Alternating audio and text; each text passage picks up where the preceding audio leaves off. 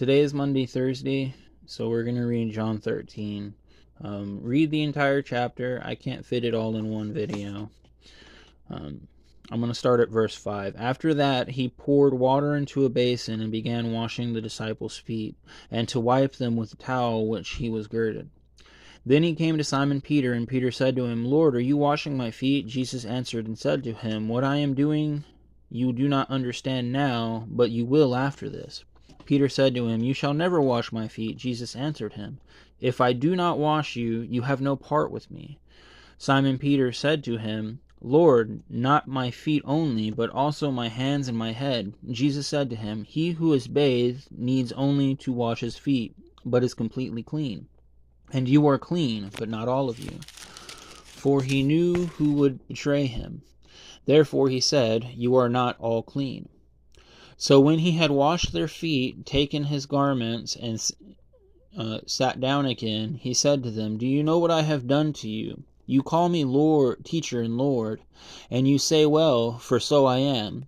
If then your Lord and teacher have washed your feet, you also ought to wash one another's feet. For I have given you an example that you should do as I have done to you. Most assuredly I say to you, a servant is not greater than his master, nor is he who is sent greater than he who sent him. If you know these things, blessed are you if you do them. I do not speak concerning all of you. I know whom I have chosen, but that the scripture may be fulfilled, he who eats bread with me has lifted up his heel against me. Now I tell you before it comes, that when it does come to pass, you may believe that I am he. Most assuredly I say to you, he who receives whomever I send receives me, and he who receives me receives him who sent me."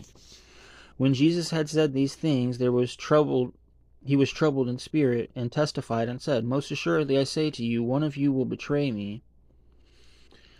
Then the disciples looked at one another, perplexed about whom he spoke.